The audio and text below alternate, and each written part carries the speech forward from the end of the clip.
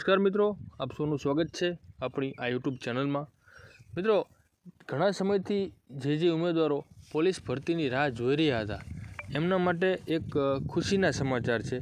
एटले के आजथी police भर्तीना online form भरावाना शरू थई गया है, बराबर। जेमां आपणे बधा जाणीए छीए तेम PSI अने कोन्स्टेबल बंनेना फॉर्म भरवाना आज 2 वाग्याथी शरू थवाना छे। एटले जे उम्मीदवारों आ भर्तीनी अंदर फॉर्म भरवा मांगता होय एमने आजथी फॉर्म भरवानुं शरूआत थई गई है, एटले वहेली तके फॉर्म भरी लेवुं, बराबर।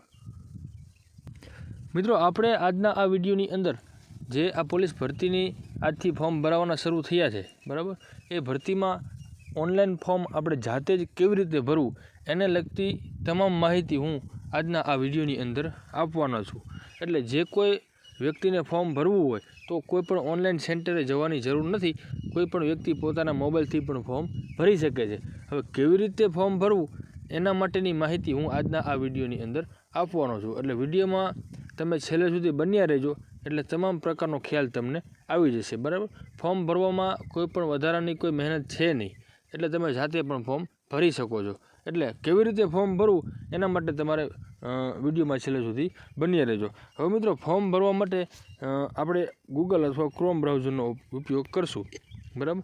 हवे ओपन थई जाय त्यारबाद आपणे जे ऑफिशियल वेबसाइट जे छे एनी मददथी फॉर्म भरवानुं छे। एटले कोईपण सर्च ब्राउजर ओपन करी एनी अंदर आपणे टाइप करवानुं छे ओजास, बराबर।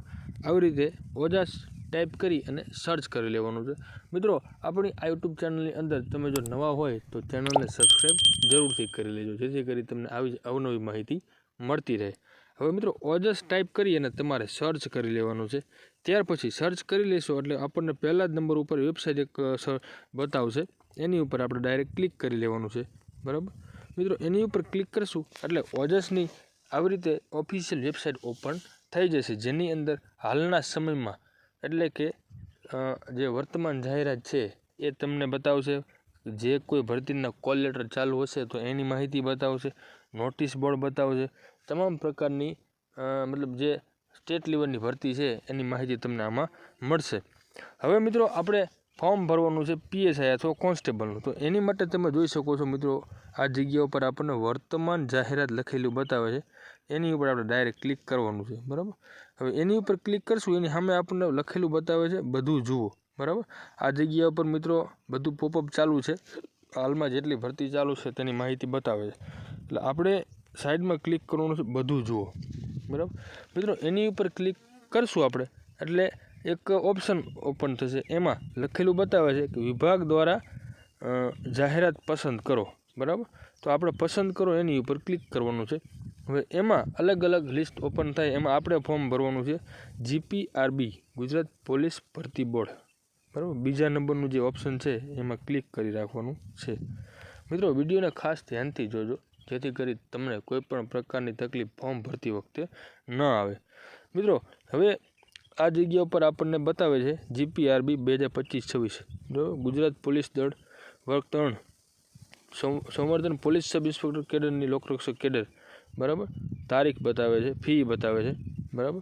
जे कांई माहिती छे ए तमने आ जग्या पर बतावे छे। हवे एनी सामे आपणे लखेલું बतावे छे अरजी करो, एनी उपर आपणे डायरेक्ट क्लिक करी लेवानुं छे, बराबर। हवे मित्रों, एनी उपर क्लिक करशो एटले આગળનું ऑप्शन કંઈક આવી રીતનું ઓપન થઈ જશે, બરાબર, જેની અંદર પોલીસ ભરતીની તમામ વિગત બતાવશે। હવે આપણે આ માહિતી જરૂર જણાય તો વાંચી અને અપ્લાય નાવ ઉપર ક્લિક કરવાનું છે આ જગ્યા ઉપર। ધ્યાનથી જોજો મિત્રો, અને કોઈ પણ પ્રકારનો પ્રશ્ન હોય તો કમેન્ટ બોક્સની અંદર પૂછતા રહેજો। હવે મિત્રો, તમારું ફોર્મ ભરવાનો પહેલું સ્ટેપ ઓપન થાય છે, બરાબર। એમાં તમારે નોંધણી નંબર અને જન્મ તારીખ એન્ટર કરવાનો છે, એટલે કે જે તે સમયે તમે ઓજસમાં રજિસ્ટ્રેશન કરાયેલું હોય તો તમારે એ રજિસ્ટ્રેશન નંબર અને તમારે તમારી જન્મ તારીખ એન્ટર કરવાની છે। એ બંને વસ્તુ તમે એન્ટર કરશો એટલે તમારી डिटेल जे छे ए ऑटोमेटिकली आनी अंदर आवी जशे। अने जो तमे रजिस्ट्रेशन न करायुं होय तो रजिस्ट्रेशन तमारे करवुं जरूरी छे। जो कि एवुं फरजियात कंई छे नहीं, पण एक वखत रजिस्ट्रेशन तमे करी लेशो तो तमारे वारंवार कोई भर्ती में तमाम डिटेल नाखवानी जरूर रहेशे नहीं। ओजस में रजिस्ट्रेशन करवानुं कारण ज एक ए कि कोईपण भर्ती वखते वारंवार आपणे पोतानी નાની નાની ડિટેલ એન્ટર કરવી ન પડે, જેથી કરી એક વખત ઓજસમાં રજિસ્ટ્રેશન કરાવી લો એટલે તમારે તમારો રજિસ્ટ્રેશન નંબર અને જન્મ તારીખ એન્ટર કરી બાકી મતલબ જે ફોટો ને એ જ તમારે સિલેક્ટ કરવાનું રહેશે. બાકીની બધી વિગતો જે છે પર્સનલ ડિટેલ એ તમારે ઓટોમેટિક જ આમાં આવી જશે. તો મિત્રો હું અત્યારે આમાં મારો નોંધણી નંબર અને જે જન્મ તારીખ જે છે એ એન્ટર કરી લઉં છું. બરાબર, જો તમે રજિસ્ટ્રેશન ન કરાવ્યું હોય તો રજિસ્ટ્રેશન તમારે કરી લેવું. તો રજિસ્ટ્રેશન કેવી રીતે કરવું એના માટે તમને અહીંયા એક નવી નોંધણીનું ઓપ્શન બતાવે છે. જુઓ, એ નવી નોંધણી ઉપર ક્લિક કરી રાખવાનું છે. બરાબર, હાલમાં હું એ નથી કરતો, આપણે જરૂર જણાય તો એની ઉપર એક નવો વિડીયો પણ બનાવી લઈશું. બરાબર, હાલમાં આપણે ડાયરેક્ટ ફોર્મ ભરીએ છીએ. મિત્રો તમે જોઈ શકો છો કે એક વખત તમારો રજિસ્ટ્રેશન નંબર નાખ્યા પછી જે તે ઉમેદવારની તમામ વિગત આ જગ્યા ઉપર આપણને શો કરે છે. બરાબર, એમાં તમારી ઉમેદવારની જે પર્સનલ ડિટેલ છે એ પણ બતાવે છે. બરાબર, ઈમેલ આઈડી જે કાંઈ છે તમામ વસ્તુ તમને આની અંદર બતાવે છે. હવે ખાસ ધ્યાનથી જોજો, આવી રીતે ઓપન થાય એટલે તમારે શું વિગત ઉમેરવાની છે એના માટે તમારી વિગત ધ્યાનથી જોઈ લેવાની રહેશે. જેથી કરી માનો કે હવે રજિસ્ટ્રેશન કરતી વખતે તમે જે નોન ક્રિમિલિયર નંબર જે છે એ એન્ટર કરેલો હશે તો નોન ક્રિમિલિયર નંબર 3 વર્ષ પછી ચેન્જ થઈ જાય છે. તો તમારે સૌપ્રથમ જે આ નોન ક્રિમિલિયર નંબર જે છે એ તમારે મતલબ ફેરવી અને જે નવો તમારો જે નંબર છે ચેન્જ કરી અને તમારો નવો ક્રિમિલિયર નંબર એન્ટર કરવાનો છે. આ જગ્યા ઉપર ક્રિમિલિયર નંબર નાખવાનો છે. આ જગ્યા ઉપર નોન ક્રિમિલિયરની જે તારીખ છે એ તારીખ એન્ટર કરવાની છે અને પ્રમાણપત્ર આપનાર સત્તાધિકારી એટલે ટીડીઓ હોય કે જે કાંઈ હોય એ તમારે એન્ટર કરી લેવાનું છે. તો હું અત્યારે એ કરી લઉં છું. મિત્રો નોન ક્રિમિલિયર નંબર સેટ થઈ જાય ત્યાર પછી નીચે આપણને ઉમેદવારની માહિતી બતાવે છે. બરાબર, જેમાં તમારે કોઈ પણ પ્રકારનું કાંઈ કરવાનું રહેશે નહીં. જો તમે નંબર કે ઈમેલ આઈડી ચેન્જ કરવા માંગતા હોય તો એ તમે ચેન્જ કરી શકો છો. બાકી રજિસ્ટ્રેશન કરતી વખતે તમારી ડિટેલ જે કાંઈ છે એ એમને એમ ઓટોમેટિકલી આવી જશે. મિત્રો હવે શું કરવાનું છે, જે અન્ય માહિતી નામનું જે ઓપ્શન છે એમાં આપણને પહેલા નંબરે બતાવે છે આધાર કાર્ડ. બરાબર, એ આધાર કાર્ડ નંબર તમારે આ જગ્યા ઉપર એન્ટર કરી લેવાનો છે. બરાબર, તો હું અત્યારે એ આધાર કાર્ડ નંબરને એન્ટર કરી લઉં છું. હવે મિત્રો એ આધાર કાર્ડનું ઓપ્શન પૂરું થઈ જાય ત્યાર પછી તમને નીચે ઓપ્શન બતાવે છે ખેલ મહાકુંભના સ્પર્ધકોને લાગુ પડતું નથી, તો એમાં કાંઈક કરવાનું છે નહીં. બરાબર, ત્યાર પછી મિત્રો બતાવે છે બેઝિક નોલેજ ઓફ કોમ્પ્યુટર, તો એમાં તમારે યસ ઉપર સિલેક્ટ કરી દેવાનું છે. વિડો એટલે વિધવાનું ઓપ્શન છે, એમાં તમારી રીતે સિલેક્ટ કરી શકો છો.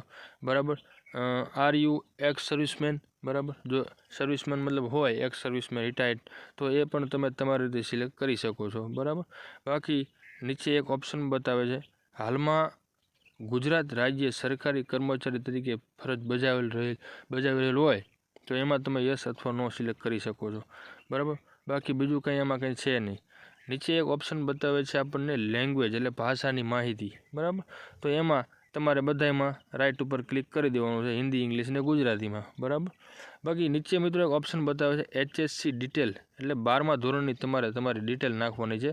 એમાં તમારે તમારા માર્ક, વર્ષ, બરાબર, એ બધું એન્ટર કરવાનું છે. મિત્રો HSC ડિટેલમાં પહેલા ઓપ્શનમાં તમારે તમારી ટકાવારી એટલે કે 12મા ધોરણમાં જે ટકાવારી તમારે આવેલી છે એ એન્ટર કરવાની છે. બીજા નંબરમાં જે છે એ ક્લાસ છે એટલે કે એમાં તમારે પાસિંગનું જે છે પહેલા નંબર હોય તો પહેલા નંબર, બીજામાં હોય તો બીજામાં, પાસિંગ હોય તો પાસિંગ. બરાબર, એવી રીતે સિલેક્ટ કરવાનું છે.